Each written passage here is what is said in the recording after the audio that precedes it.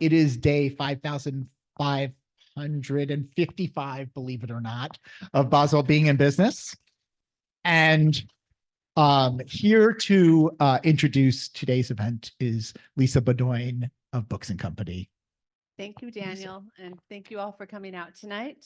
Claire Lombardo is the New York Times bestselling author of The Most Fun We Ever Had, which was recently chosen as a Reese Witherspoon Book Club selection. And Ron Charles, my favorite book reviewer, said this about her new novel, Same as It Ever Was. Lombardo has such a fine eye for the weft and warp of the family's fabric.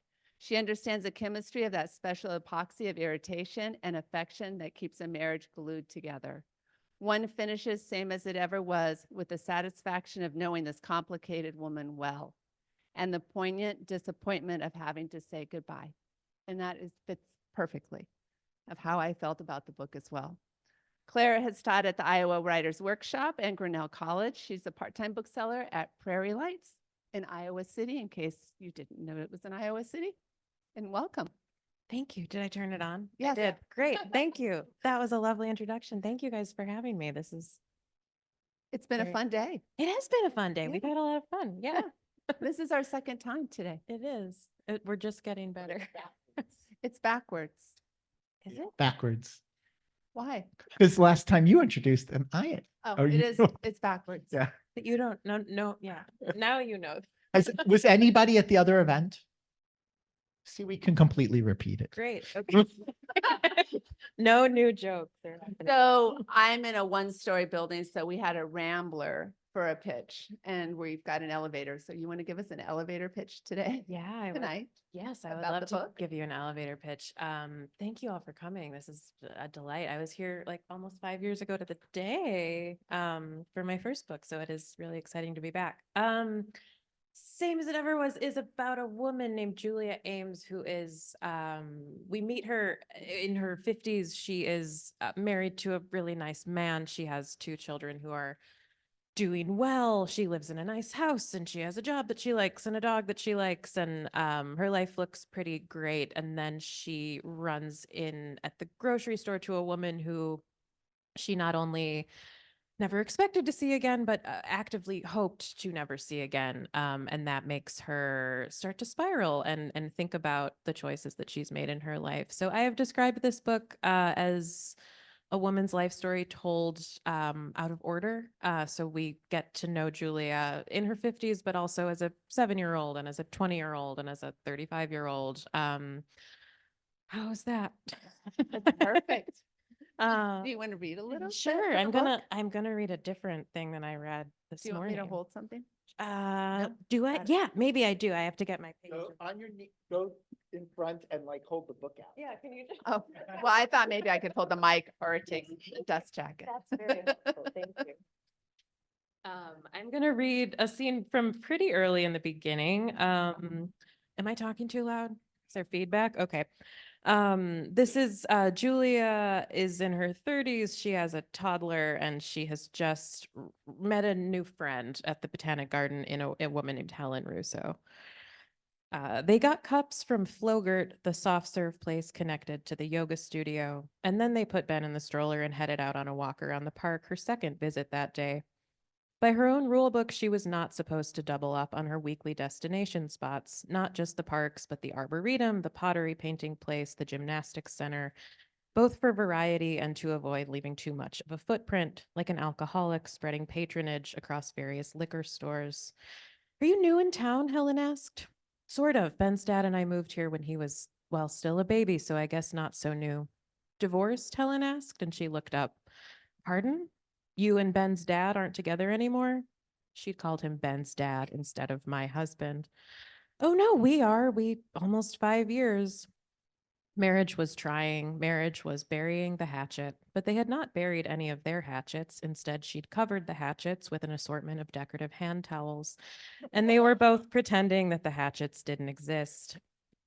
She felt Mark's eyes on her sometimes and wondered what he was seeing if everyone's marriage ended up like theirs had, Two people who'd once been mad for each other stranded on opposite sides of the kitchen, dimly aware of excess weight and emotional transgressions, animaniacs shaped pasta about to boil over on the stove, trying to remember how it had been before.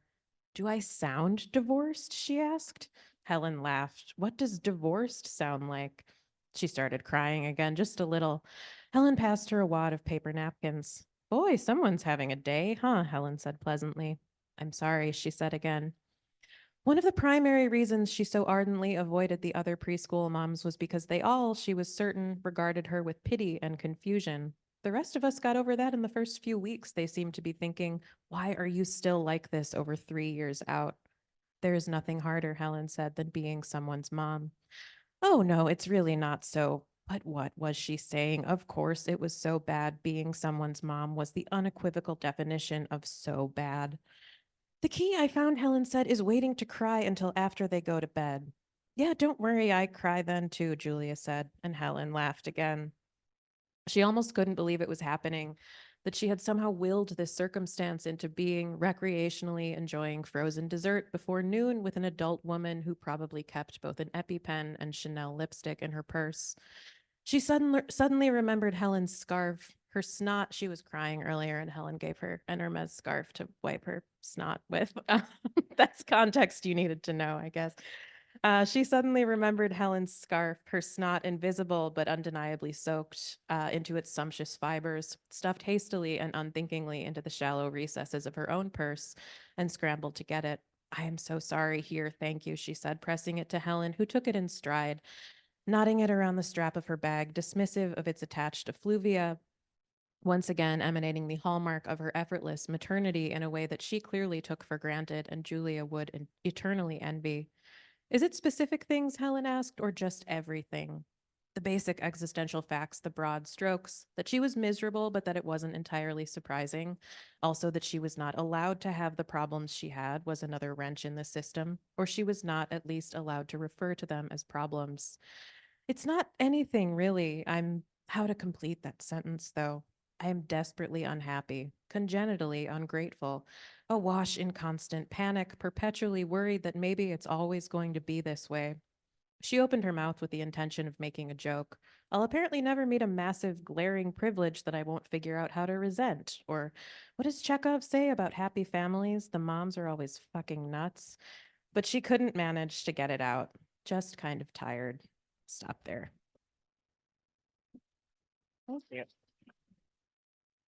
I was hoping you could talk a little about Julia and where she came from. Yeah. She is quite the creation. She is something. Yeah. Yeah, Julia's voice came to me. That was the beginning of this novel for me. Julia is a woman who I think finds it harder to be a person than a lot of us do, or than a lot of us are willing to admit that we do. And it's funny, early readers have reacted to Julia in, not everyone loves Julia as much as I do, which I hope will change if you read the entire book. But Julia is someone who she's never really found her footing. It takes her 50 plus years to kind of feel like she's at home in the world, and she kind of makes her decisions haphazardly, and she feels like she lacks essentially the I don't know, the right socialization or the right sort of language that everyone else seems to know how to speak. But yeah, I have so much fun with her. I don't know, she makes a lot of interesting decisions. She makes a lot of quote unquote bad decisions, or scandalous decisions, which made her so fun to write. But then once I sort of worked through those things with her, I was really interested in, like, where did this person come from and how did she get this way? So yeah. I'm a big champion of the female anti-hero. Me too. Thank you. I'm so tired of people saying to me, well, I didn't like the book because I didn't like her. Absolutely. I hate that. And as I was saying, that I can make this joke without saying that I made it this morning, but I feel duplicitous doing that. But I am very distrustful of people who are too likable, in my life and in my fiction. So I like someone who's not making the decisions that they're quote unquote supposed to make. I like someone who says the thing they're not supposed to say. I find that far more interesting than the people who do everything that they're supposed to do all the time. So, yeah. And the way you told the story with the memories going back, it helps, you think you know Julia, and then you're like, oh, I know Julia in a different way now. And you give the texture of her life and why and how, and you end up liking her a lot. Thank You you. know? Yeah. Yeah. I You did. understand her more. You can, you have a lot more compassion as a reader. Lisa, for you her. said a very interesting thing that I hadn't really thought of about assumption. Like this book is a lot about kind of assumptions and having to second guess your assumptions about people. It is true. I mean, you expect, I mean, even Julia has to do that herself, but Julia is assuming that everyone's thinking this about her. And then we make these assumptions about her because she's pulled herself back so much. Yeah, it is about a lot about assumptions and changing our viewpoints. Thank you for that. Thank you for that. Yeah. Thank you for opening up our perspective. Oh, sure.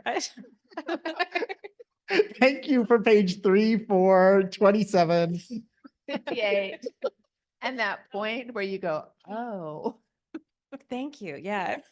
You have to read to get to that point. That's I'm a really good salesperson.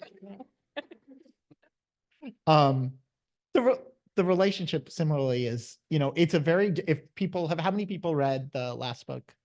Wow. Everybody. That's nice. Yeah. Thank you for that. Well, there's a very, very, very happy marriage kind of at the center of that story. And this story, yeah, it's just more complicated. And you do a really, you started talking about structure. I'd love for you to talk a little about this, give your question about the structure the way you. Well, how did you come to the realization of, I know that in life, we all have these moments where we're doing something new, but it's like, oh, this is so much like, or I'm doing this because of what I did in the past.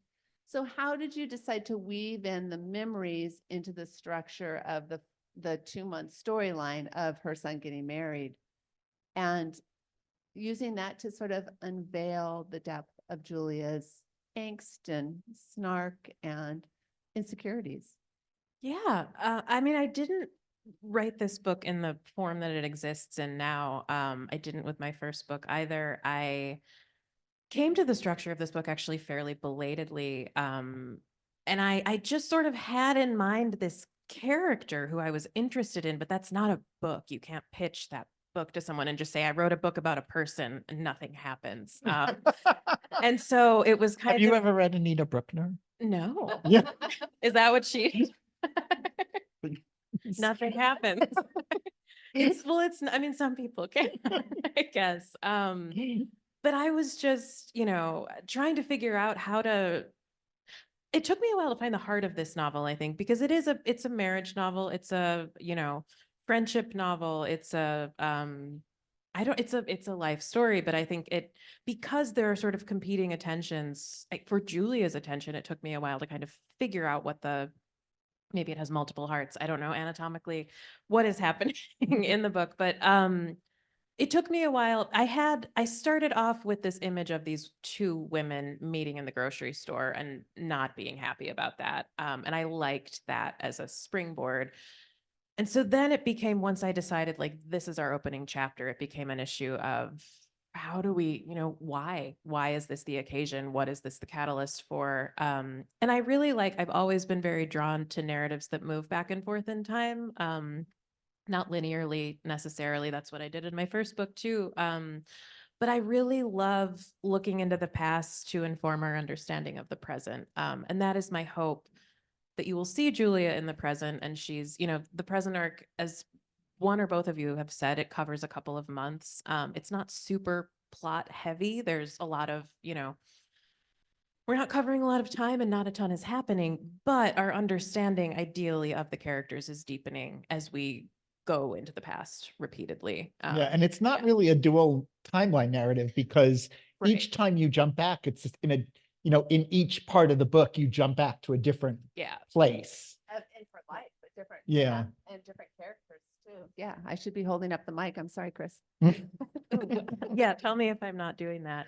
Yeah, the first part of this novel is Julia's, this sort of pivotal friendship in Julia's life. And then the second part is Julia's meeting her husband and that sort of era. And then the last part, you meet Julia as a child. So you kind of get her story backwards. And all of those things ideally accrete into, an understanding of the character. And in each of those sections, music plays such an important part of it in how you've labeled the section, the book is titled, but also as a way for Julia to process her emotions, to find a place to belong. You want to talk a little bit about how music came to be so part of the book? Yeah. You said this morning that it's you can read this book without caring about music or liking music, but I think that if you do, it will.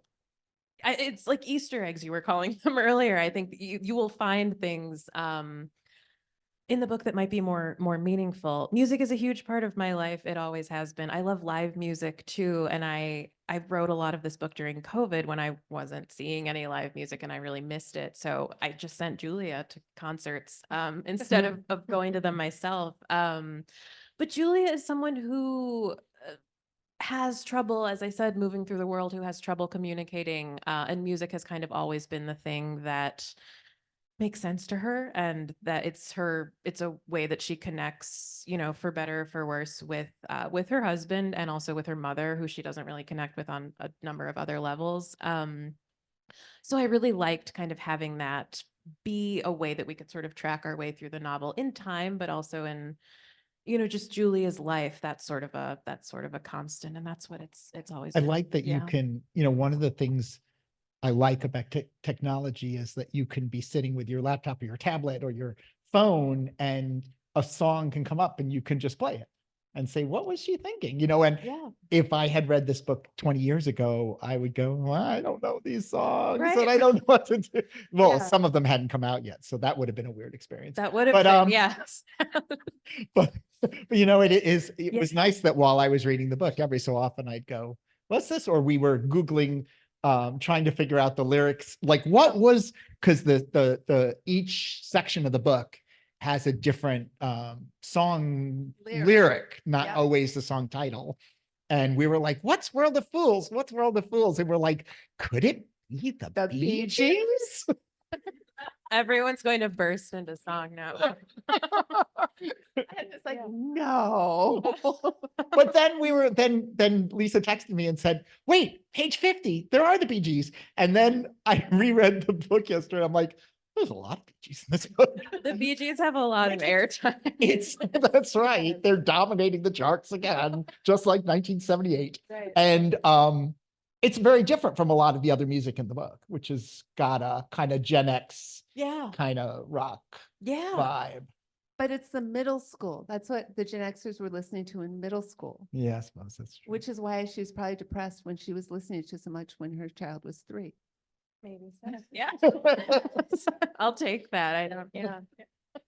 Man, I just, as you were talking about Child is 3, so you do an amazing job of writing about parenting, both parenting young children, parenting older children, dealing with your own parents. How many kids do you have again? I have zero children that I'm aware of. Yeah. Yeah, I mean, I think this is going to sound snarky. I approach writing parenthood or children in the same way that I approach writing being a librarian or being an engineer or being a dog. It's experience that I have not had. But I just sort of do it by several of my friends make fun of me because I once said in an interview that I do my emotional homework when I'm writing. I don't know, that's sort of a lame thing to say, but I that is what I do, and that's what I did with this character. I just spent a lot of time with her, and I mean literally like years writing her, but also just a lot of time trying to imagine what it was like to be Julia as a child, what it was like to be Julia, as a 22-year-old, as a 57-year-old. And the more I got immersed in her life, the easier it was for me to think, what would it look like for this person to have a little person that she's taking care of? What would it look like, 17 years later when that little person is getting married. Did I just spoil a plot thing? Her son's getting married. I don't know. No, You find that out. I don't think that's a Um, spoiler. Okay, you That- find that that's out the basic relatively early. plot. Yeah. Plus, it's not shocking. It's it's not nobody, it's not the murder that He's happens not a later child on. Yeah, bride. no. But I think that was sort of how I approached writing, writing her kids. And I also worked in a preschool and was a nanny for a while, which I think, you pointed this out. I think it has influenced me more than I was aware of it influencing me. I was just sort of miserable at the time when I was doing it. But I think a lot of my lifeblood as a writer is my unconscious, and it's things I've overheard or things that, were interesting to me that I then forgot about. And then they pop up in conversations between my characters, or so that certainly, is a space that I spent time in and borrowed from. Yeah. She's definitely a character you would feel like you're going to run into. She feels good, so yeah. completely fully formed that I could see her walking in the room right now and just having a conversation with her. Would you talk a little about that? How much? I think you'd said, I don't know how much more I wrote than the book, but then you'd actually gave us a page count. So would you say that you actually wrote double the amount of pages about Julia than are actually in the finished book?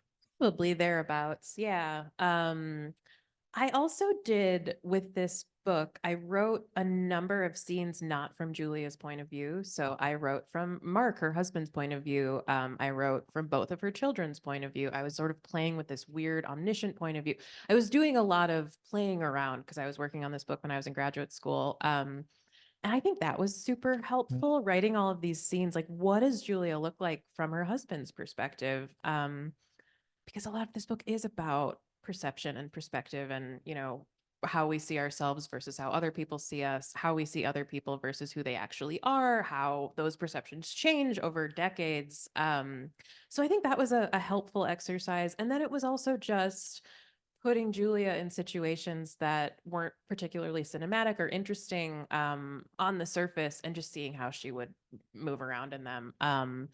Having her go to the grocery store and then she runs into someone at the, I think once you start doing that, you find spaces for things to get more interesting, or you don't. And if you don't, those are the scenes that don't make it into the book, of which there were plenty for both of my books. So I'm going to give it to Lisa, but I do have to say, because she won't come up with this weird comment.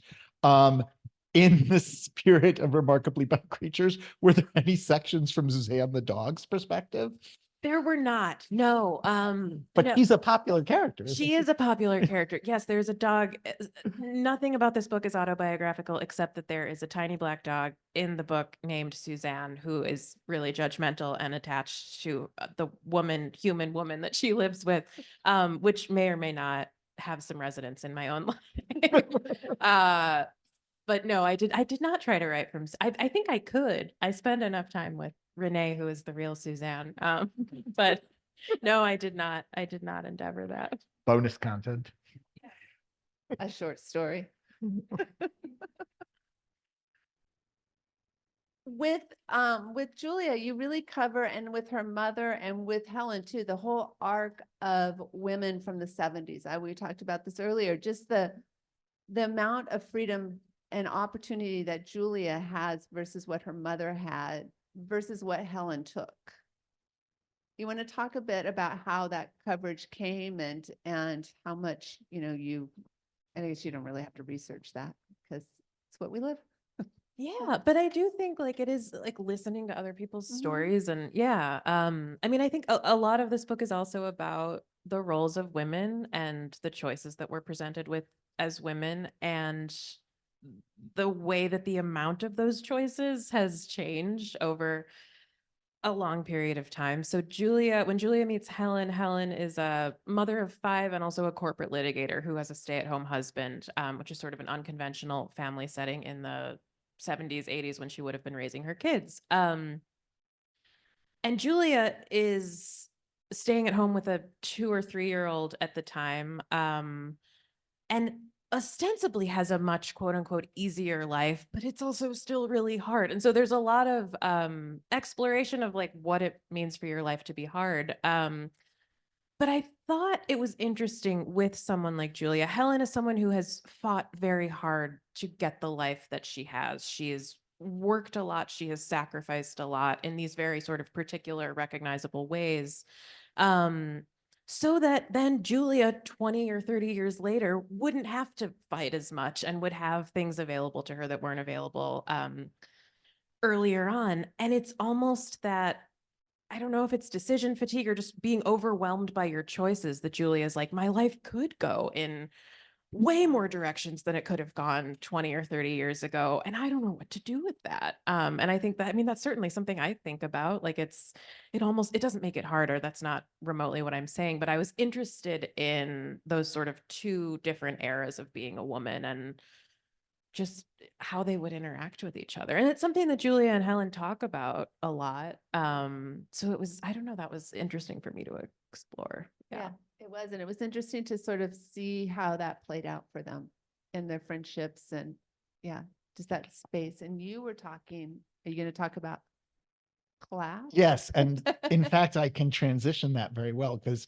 that's one thing that Helen and Julia don't really talk about, but Julia absorbs. This woman takes money for granted. You know, she is just, this is old money, like dropping little signifiers in all kinds of different ways. And this is something that comes throughout, you know, I would love for you to talk about that, especially because Julia does not come from money. And she is by the time we meet her, she is surrounded by it. I'd love for you to talk about that. Yeah, I'm fascinated by money. I love talking about money. Come at me anytime you want to talk about money, or how much money you have, or how much money you wish you had, or I love it. And I love in fiction that you just get to do that in a way that you don't get to do in real life usually. So it's something that I'm very interested in. And so this novel is set in an unnamed suburb of Chicago. Don't try to figure out which one it is because it doesn't exist. Oh, It really doesn't. It doesn't, I promise. I have had several people have tried and they're like, oh, it's Wilmette, except, or oh, it's Evanston, except. You won't find it on a map.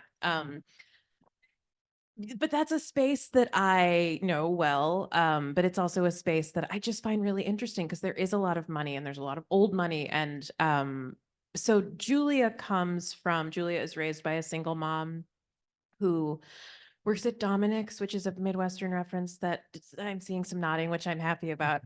It is the grocery store of my childhood. Julia grows up mostly wanting for things. Julia, she's sort of, their life is not particularly stable or secure.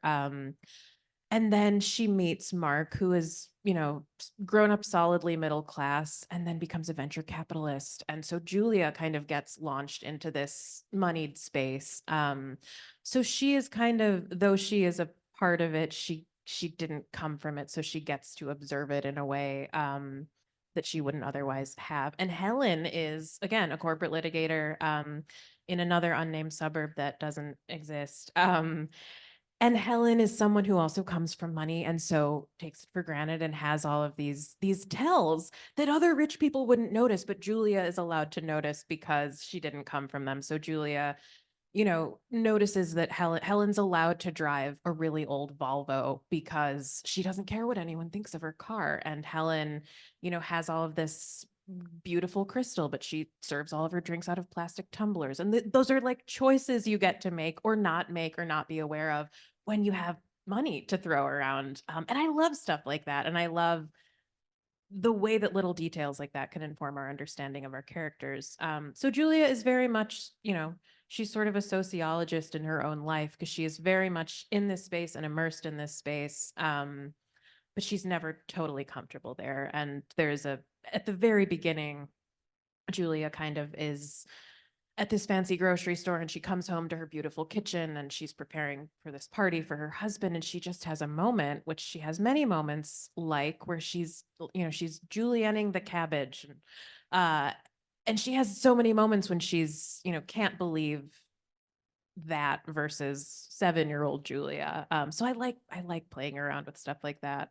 Yeah. And you do a really great scene where they go to La Crosse to visit Mark's parents for the first time, where there's the Wisconsin nice and just the abundance of kindness And And the parents not, yeah, not believing that anybody would ever want to leave lacrosse. right, right.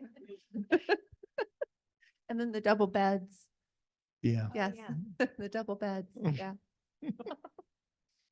Um, boy, we've come to kind of a quick run through of all of our things. Well, I have actually another question, which is set in terms of time that you set it. So one of the things is you were working on this book since 2015, sort of. Yeah. So much has happened since then politically. So Yeah. much has happened in terms of technology, Mhm. but you don't. This is not a specifically political novel, and also you don't touch on technology too much in this book. So when does this book take place? That's the question that I don't want to answer. No, I'm joking. No, I really tried hard to get away primarily because of COVID. Just because I still don't feel like I know how to write about COVID. I don't know that that is a time in the world that we live in that I have enough distance from to know how to make sense of it or write about it. And I didn't want it to be like Julia's in lockdown. Like I'm not going to ever write that novel. So it was my dream to set it just in this amorphous space. And I had this dream of like, it's not a real suburb and it's not a real time and everything's fake. But then I wanted to have music in it. And so you can't have music in a book and not have some, signifiers of that came out in 1970 and she was a child. So she must be, whatever. But I would say this book takes place in 2024, but it's in a world that is slightly different than our own. I don't envision that COVID happened in this novel. I think I've never really said that aloud, I guess. Maybe it's a There's cop-out, no but references at all. no. And I didn't But we want all there know to- alternate reality now. Everybody's read Matt Haig. This is just a different universe. Yeah, and I think Or DC Comics or more. Right.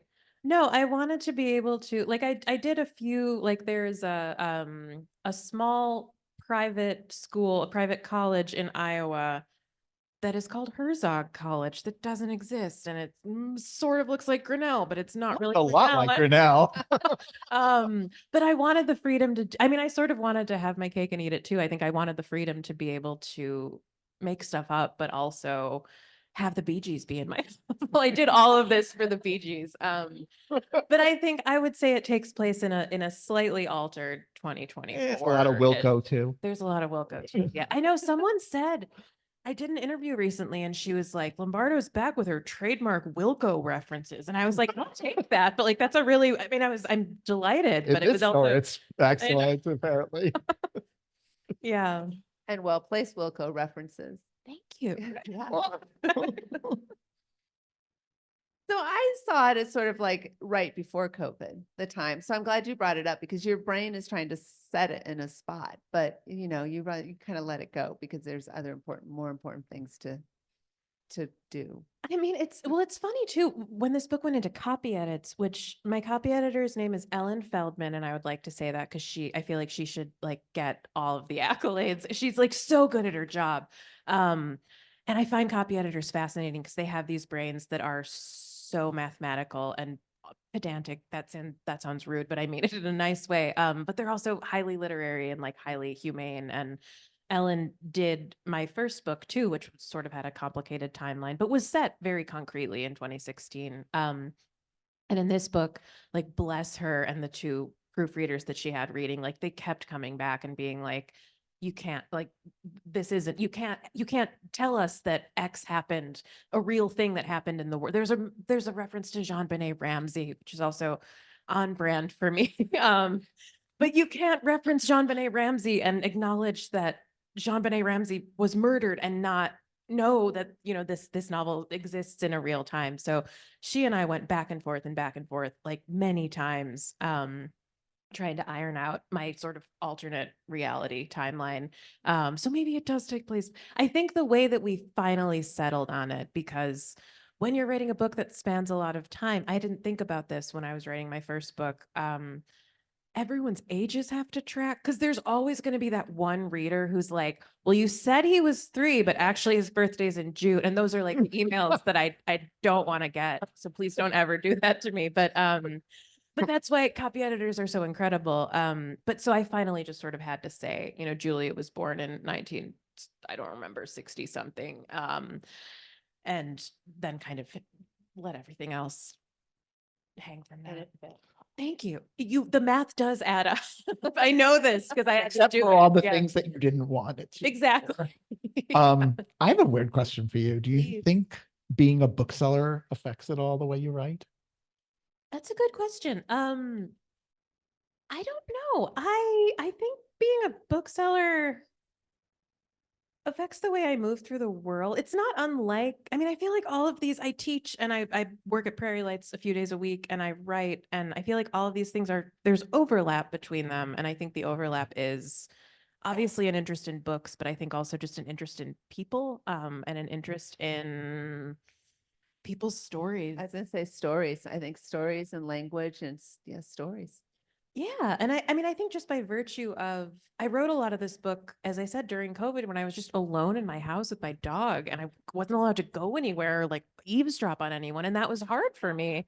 And so I think I started working at the bookstore about a year ago, and they're very part-time, but I can go there for 3 hours and have 12 very weird interactions. And that is where I get a lot of my fodder. It'd be in for- the next book. Yeah, there you go. I know.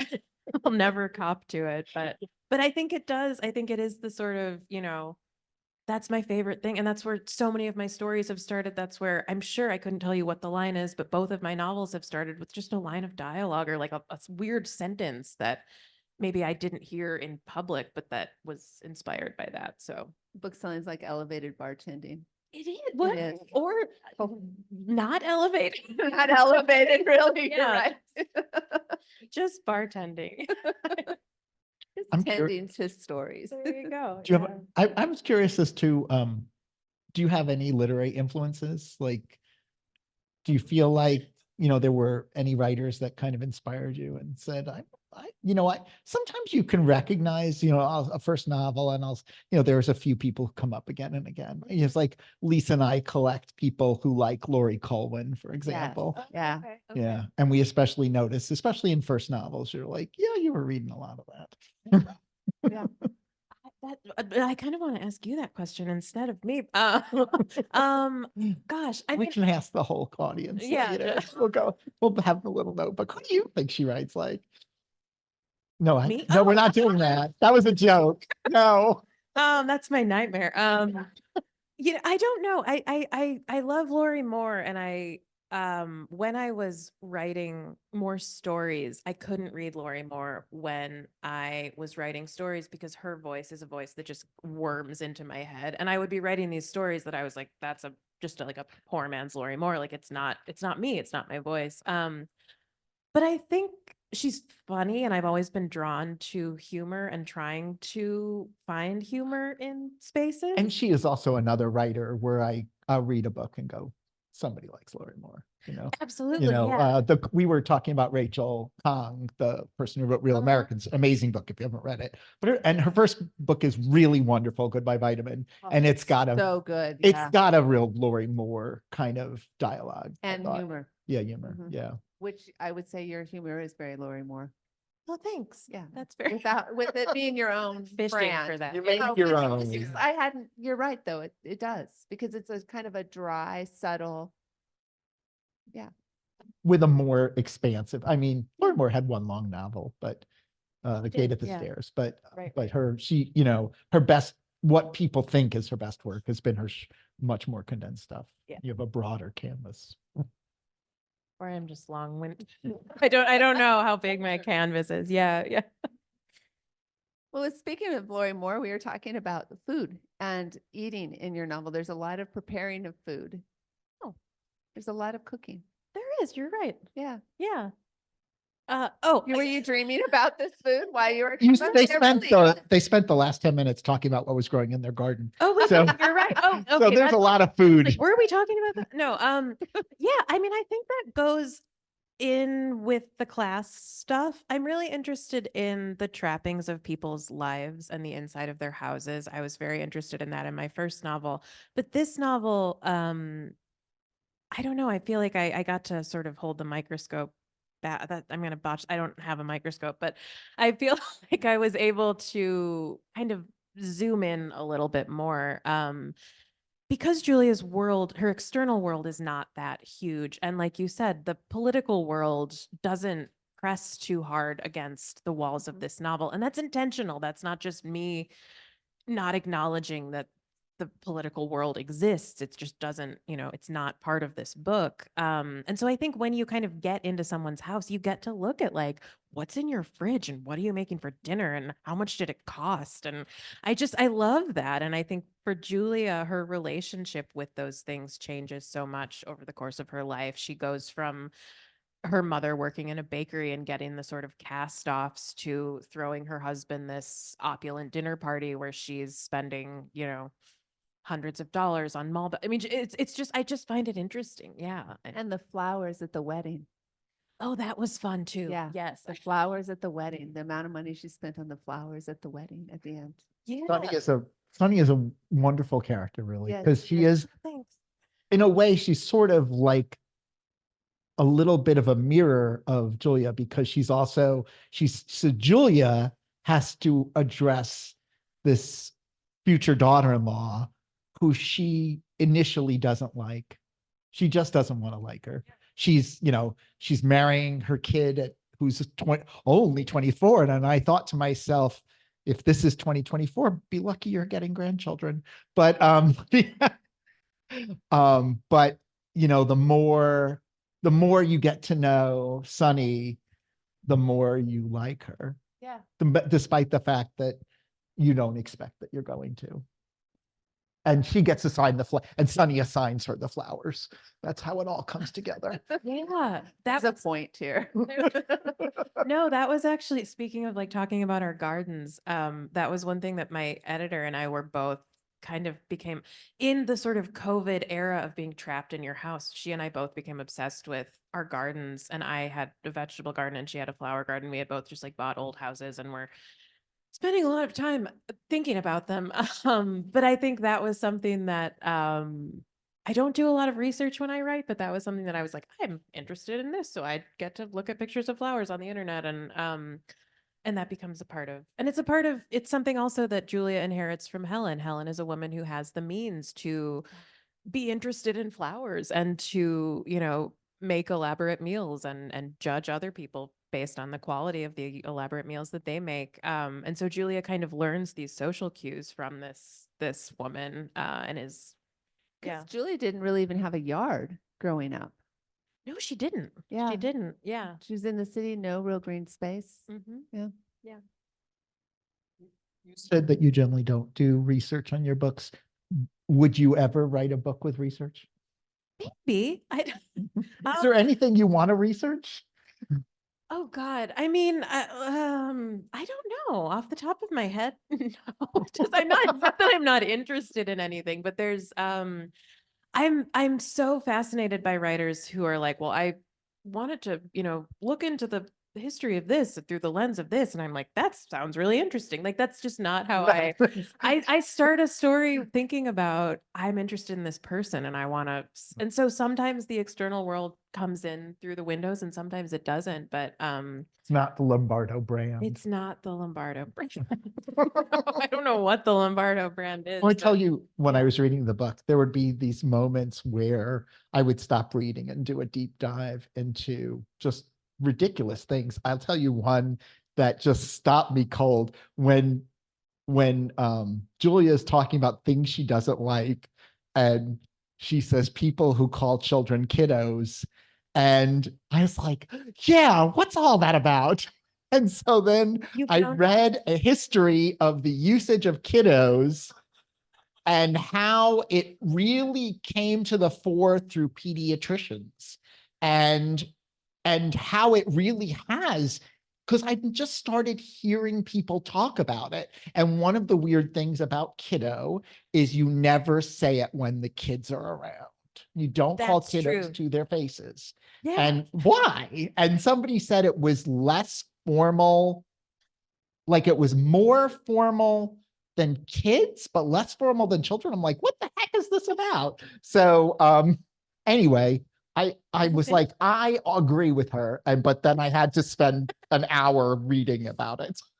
I mean, I will say, yeah, I'm not a researcher, but I do fall down a lot of rabbit holes like that. Like, why do we use this word? Where did this, when did this song come out and what was the reception of it? I mean, I do a lot of like little stuff like that. Research. Yeah. Yeah, you I can also call it research, and then you don't research. have to feel guilty about it. Yeah, thank you. That's the other thing that I loved finding out. My editor told me this. The phrase blow your wad. Mark uses the phrase, I can say this, I guess Mark accidentally tells Julia that he loves her when Mark is her husband, when they're dating. And he says, I want to take it back. I didn't want to blow my wad like that. And my editor told me that her like 95-year-old mother told her, she's like, that's from the Civil War. It refers to the detonation of cannons, which doesn't apparently, and it does. But anyway, so that became a joke in the book that but I love stuff like that. I love learning. So now I've shared it with all of you. But yeah, I mean, so it's micro research, I guess. I enjoy that. And I'm sure walking at that particular time in the evening where everyone's lights are still on in the inside and their curtains. Yes. My Yeah. favorite time of day. Favorite time to walk. Yeah. My mother's too. Yeah. I can't remember if this made it into the book or not. I had a very weird experience a couple of years ago walking around my neighborhood, and there were lights on in a house that there are not usually lights on in.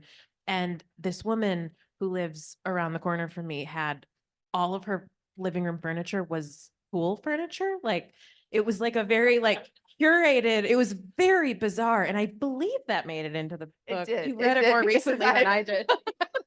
Because I know the stories, so it had to have. Okay, Unless I also had a neighbor. Your neighbor also has pool furniture but I love stuff like that. And like, I couldn't have made that up.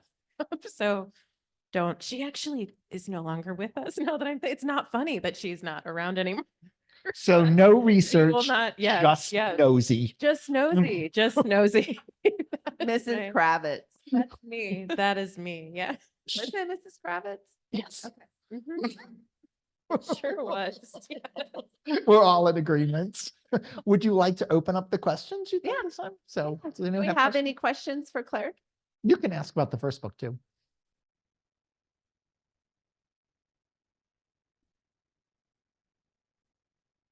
Thank you.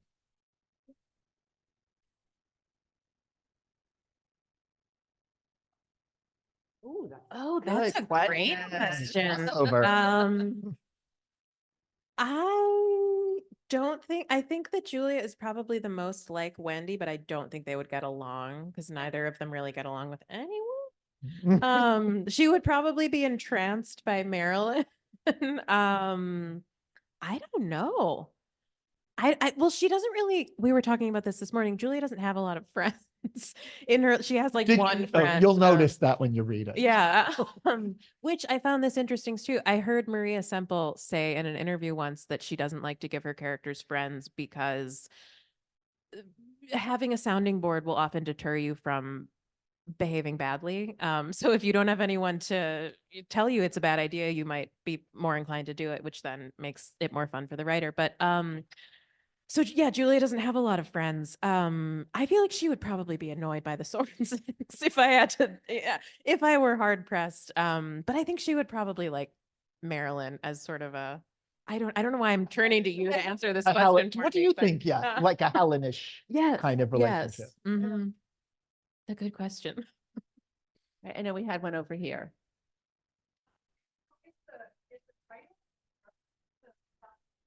It sure is. Yeah. Yeah, we talked about that this morning. That this is exclusively happened to me with men. On 3, possibly 4 occasions that a man has come up to me and said, you know, the title's that's actually from a Talking Heads song. And I'm like, yeah, thank you, sir, for mansplaining my own title to me. But I think you can also take the title without knowing that it's a song. So yeah, the Talking Heads are a big part of Julia's life. It was not, though. I guess it's not the original title. The original title is from a Bee Gees song. This novel was called World of Fools, which is now the name of part 3 of the book. But I was very attached to it.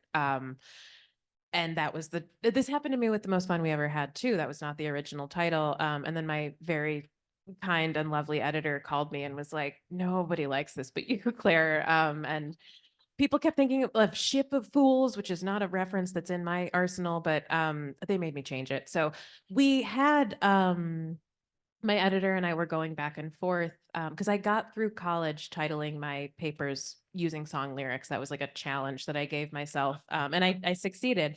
But I hate writing. I hate titling things, and so I will often borrow from music. And I was very attached to World of Fools and the reference. It's from How Deep Is Your Love.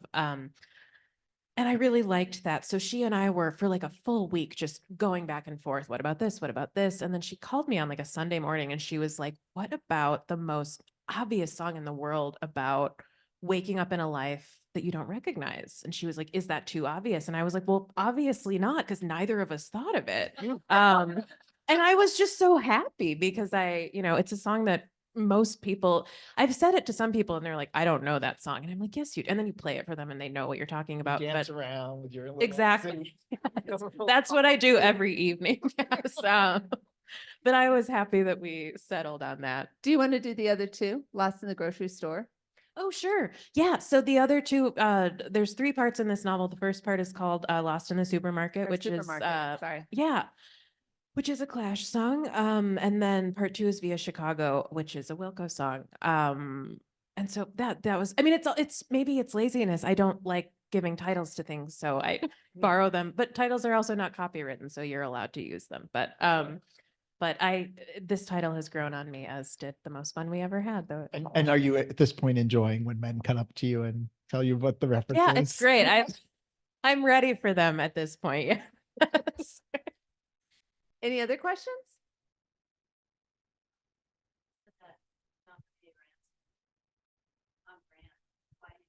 Oh, I am sort of that's sort of like my era of cultural interest and true crime, I guess. Yeah, that is my brand. Yeah, not the pageantry. But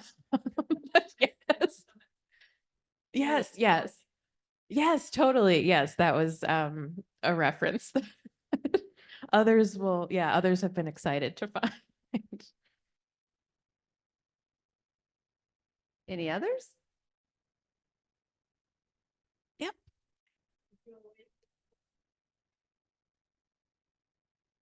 Yeah, that's a good question. I've always loved to write. It never seemed like a thing that I would be allowed to do though as my job, which is why it's really cool that it is. I feel so lucky that I get to do the thing that I love. But no, I mean, I loved reading and writing as a kid, but it just didn't seem practical or feasible or within the realm of possibility. So I was training to be a therapist when I started writing. I don't know why I'm pointing at that book to say The Most Fun We Ever Had. That's not The Most Fun We Ever Had. But when I first started writing my first book, I was in school to be a therapist. And then I started writing this novel and I cared about it more than my studies. And so I told myself I would give myself a year to work on the book and see what happened.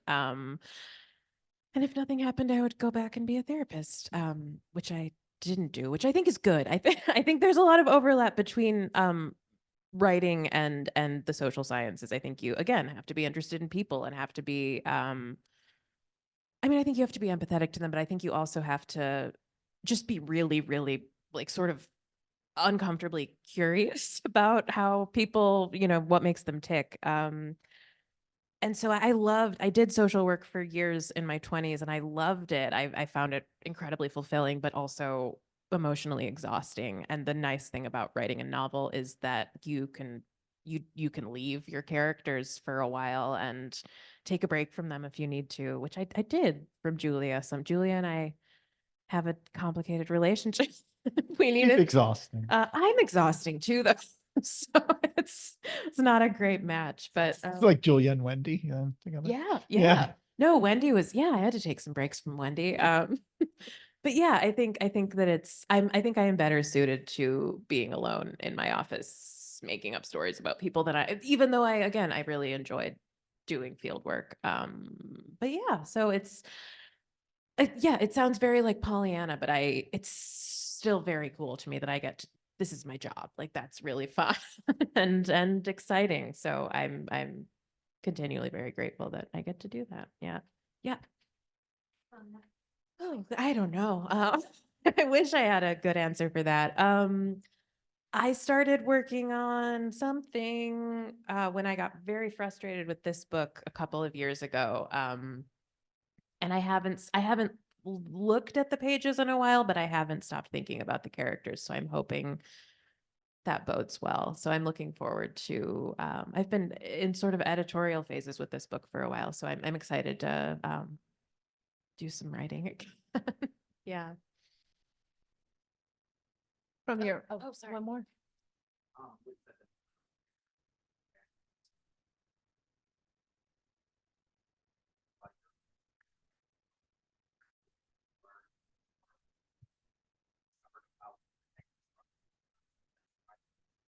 Oh, that's a really good question. I mean, I wonder if it's more revealing about me because I love Julia and I really relate to her.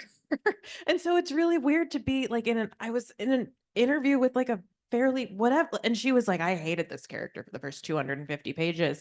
And I was like, cool, me too. Like, I mean, it's just this sort of, so I think, yeah, I did have this moment of like, am I just really difficult? And I'm okay with that if that is the case. But I think I don't know. I think we don't. I've talked to several of the people in this room, well, like three of you, about this at length today. Women in fiction, I feel like, are sort of subject to a different level of scrutiny than men, and women women characters. I mean, women writers by extension, but women characters get this level of sort of like moralistic policing that I hate, and I get very defensive of Julia, who makes, quote unquote bad choices sometimes and struggles, but I don't think particularly more than anyone else. So I think it has been surprising to hear people say like, well, at least I'm not like that. And I'm like, but aren't you? Like, I certainly am. And I think a big part of Julia's character is, which is, I guess, the other side of the coin. I've had a lot of people say to me, I felt like you were inside of my head, or I felt like that's how I felt as a new mom, or that's how I felt as a teenager, and it sucked, and it was really nice to, hear someone talking about it. So I don't know. I don't know if we're all just sort of, I think we bristle when we see things that are recognizable sometimes. That's my hope, because I don't think Julia's doing anything particularly I mean, she's not like murdering people. She's just confused and she's sad a lot of the Spoiler. I know, sorry.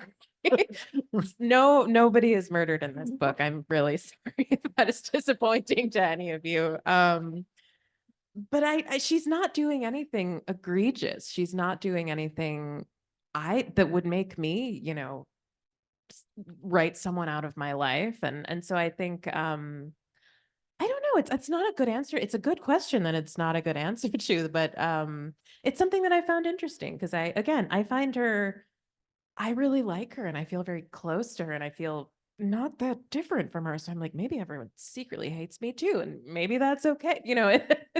It's had, I've done some inward looking, but I don't know. I don't know. I hope you'll like her, but I also don't care if you do. I guess.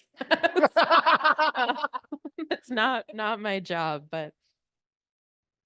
That's a good boundary. Thank you. Thank you.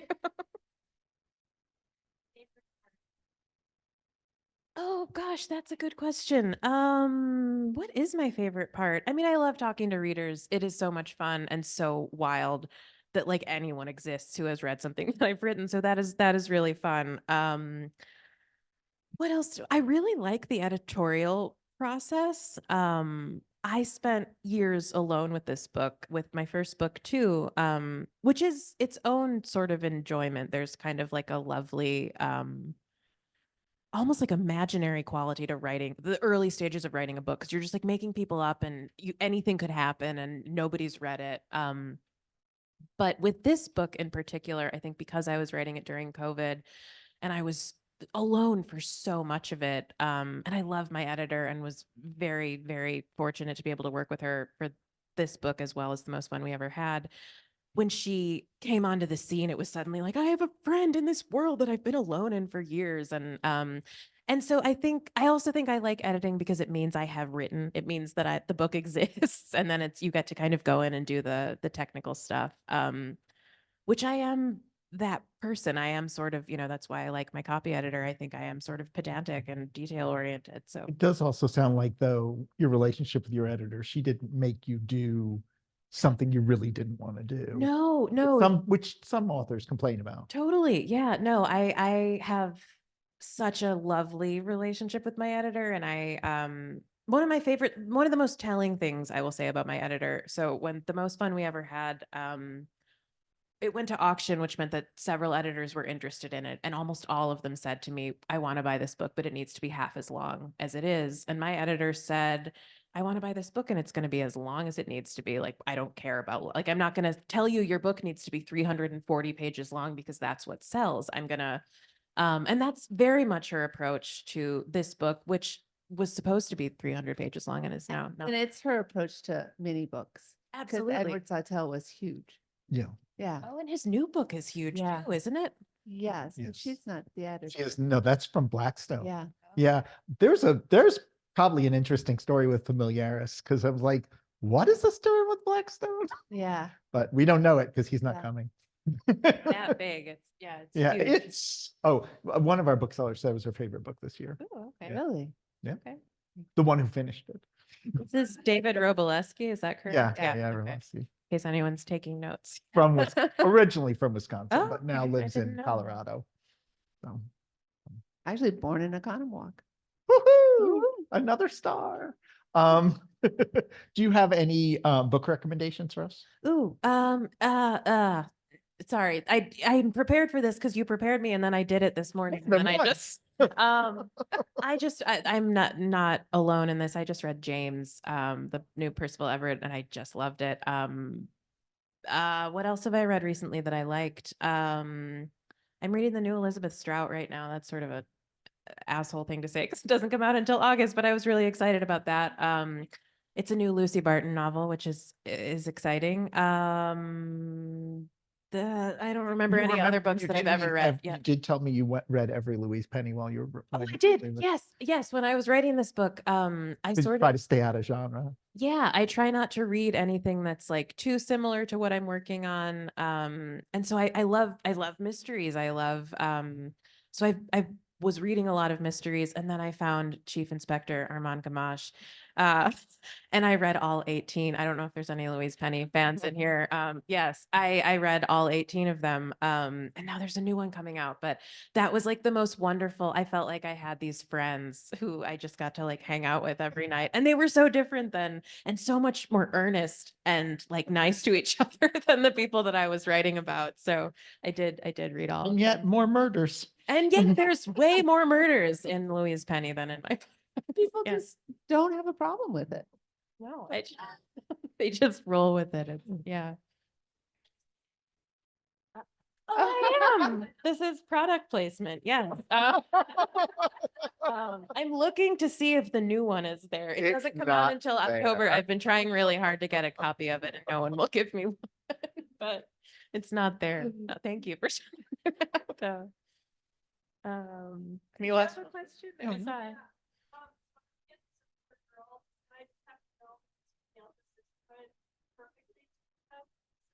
I am also the youngest of 4 girls and a boy. There's 5 of us. Yeah, yeah, that is very much.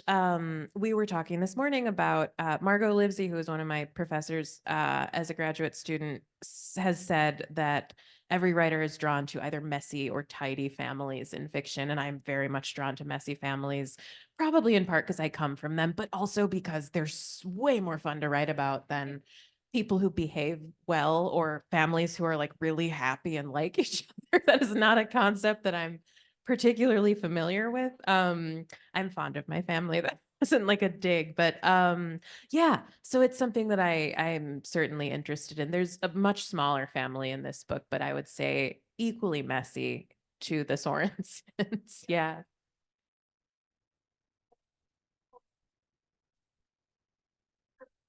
There's so many of them, right? Yes. a lot to be mined. Yeah. Right. It's a lot of women in one space. Yeah. All right. Well, I think let's give Claire Lombardo a big hand. I know you've probably figured this out. The book officially doesn't come out till tomorrow, but we have permission to sell it today. So you can get a copy at our front desk. We also have copies of The Most Fun We Ever Had. If for some reason you didn't read that book yet.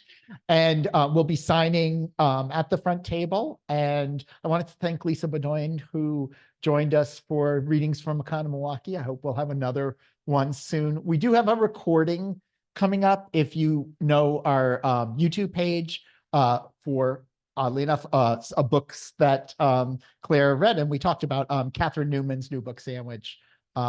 So if you haven't read either of Catherine Newman's books, that's also out tomorrow. We don't have permission to sell that early. So there you go. You have to buy this one. No choice. Sorry. Thank you all for coming. We wouldn't have a bookstore without you. Hope to Thank see you you. another event. Thank you, Thank you Daniel. so much. Yeah. Thank you, Claire.